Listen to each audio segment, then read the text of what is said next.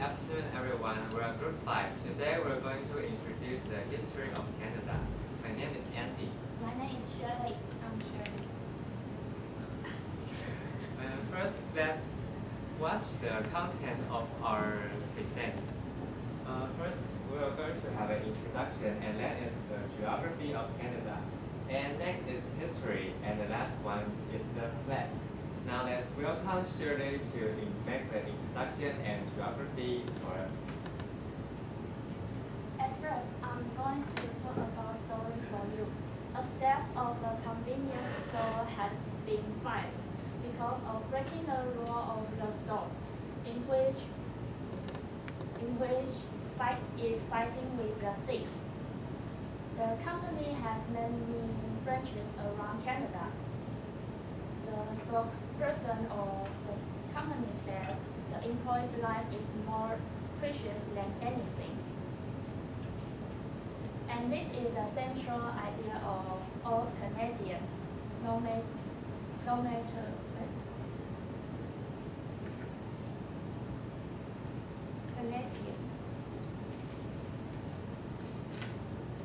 when and what happens. They emphasize the importance of your life. It's only once alive and you should cherish it. And next, I'm going to talk about the geography of Canada.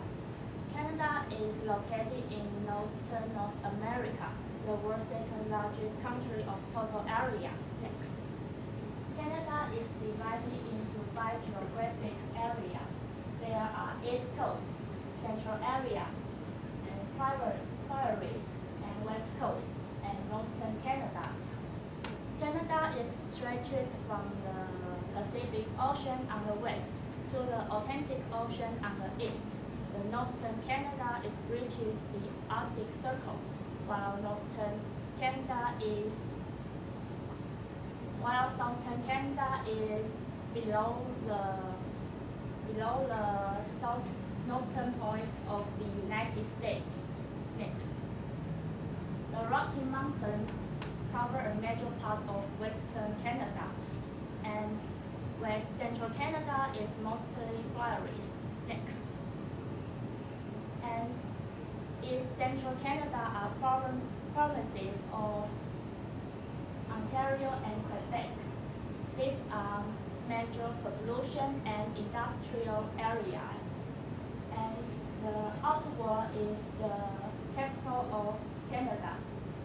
Ottawa is located in southeastern of Ontario and Quebec Junction. This city has Ottawa River from the west to the east. Over turbulence will separate to north and south of the city.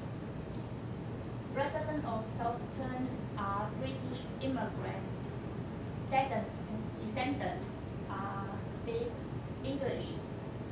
Northern residents are French.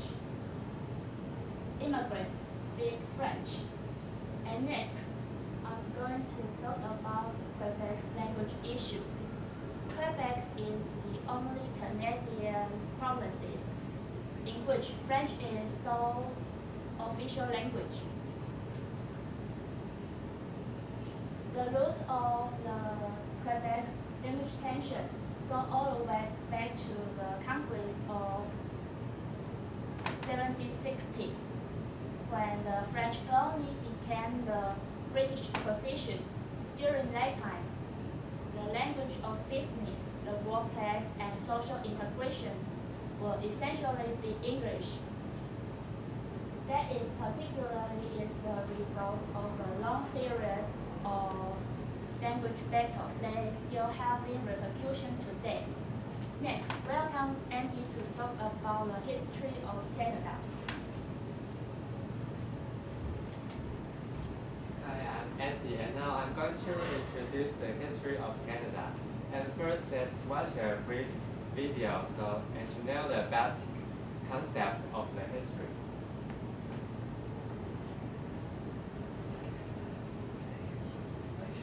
Long ago, natural resources were to be turned into currency.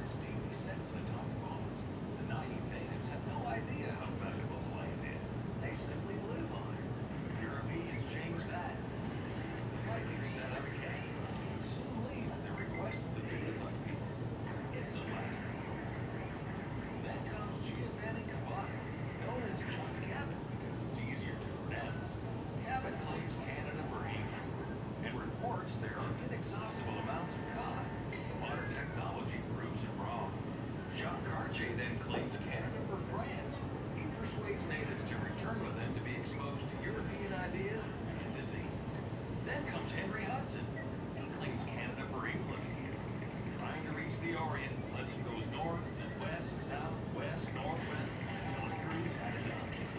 Others follow. Samuel de Champlain believes that the route to China is up the St. Lawrence River. He rapidly learns otherwise. British and French ships continue probing for a route around Canada until someone discovers that the little beaver makes a great hat. Many great hats. Canada's no longer an obstacle. It's something to fight over. Okay, and then we separate the history of Canada into 5 stages. And the first stage is the First Nations. There, according to the archaeological and genetic evidence, there are human activities in Canada at least 24,500 BCE in Canada, and the characteristics of the Aboriginals are first, they have a permanent living area and agricultural tillage. In addition, they already have a complicated social status label and trading and marketing. And the Aboriginals of Canada comprise the First Nations, aka the Indian, and the Inuit, which is a group of a part of the Eskimo people. And the last one is Métis, who is the early mixed blood people of the Aboriginals and the French. Yet, many of the tribes have extinct after the arrival of European. And the next stage is the New France and colonization.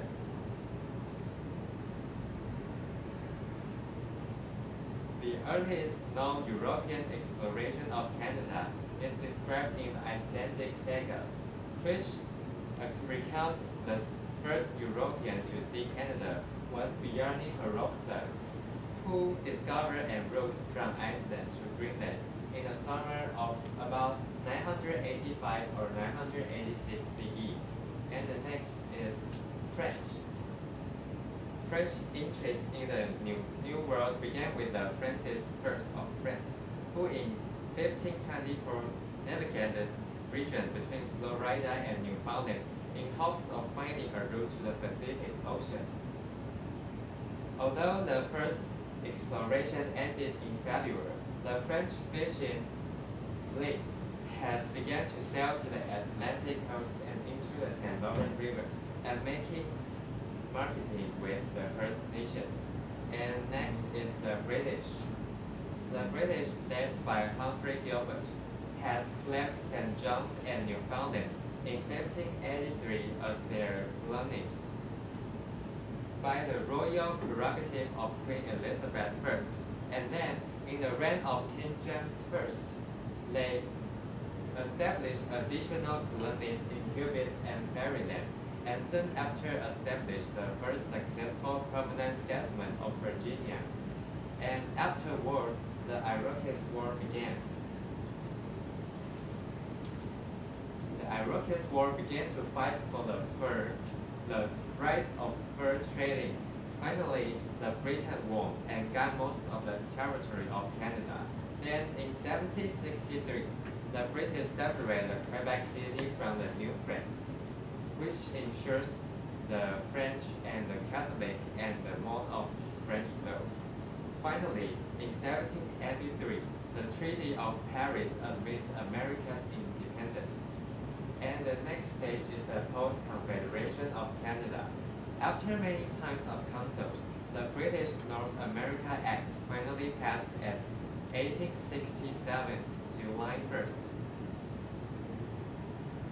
Then, the Quebec, Ontario, New Brunswick, and Nova Scotia formed the Canadian Federation.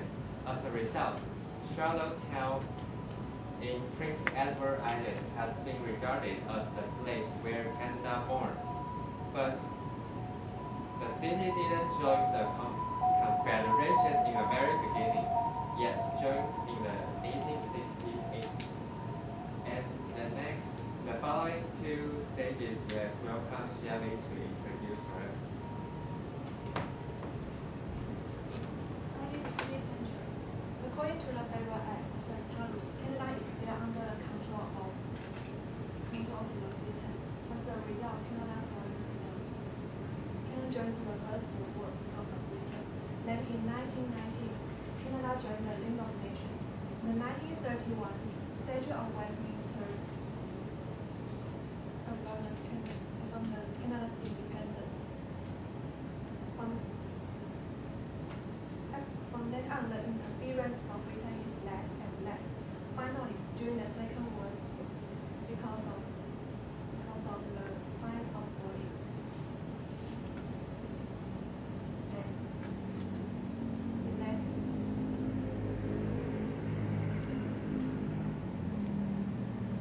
Finally, during the Second World War, the fires of Canada were faced by producing the military weapons for Britain, China, and the Union of Soviet Socialist Republic. Next. Recent history. Because of the fires war, Canadian has a strong self-identity, such as the appeal of Maple Leaf, the public of bilingualistic policy, and the establishment of multicultural organization. That's another release. The Revolution Tranquil, which was originated by Frederick Coit, has a strong influence on many aspects in Canada. Next. About the Maple Leaf flag. The flag of Canada is one of the most widely recognized flags in this world. It consists of a red field with a white square at center, in the middle of which is a big 11-pointed red maple leaf. The maple tree is native to Canada and has been used as wood by Aboriginal people since the ancient times. Nowadays, it has been the symbol of Canada. Besides, many people believe that 11 points stands for 11 provinces of Canada. However, the red section of flag is names the cross of the St. George's Cross, and the white section means the French Royal Emblem. Conclusion. Canada is located in northern North America and the second largest country in total area, and Ottawa is the capital of Canada. According to archaeological evidence, there are human activities and dates 25,000 years. And about the history of Canada, because of Federal Act, Canada has been under the control of Britain. And for a long time after Second World War, Canada became more stable and the finance of it were fast. From then on, they start to grow their self-identity, especially in Maple Leaf. And this is the reference.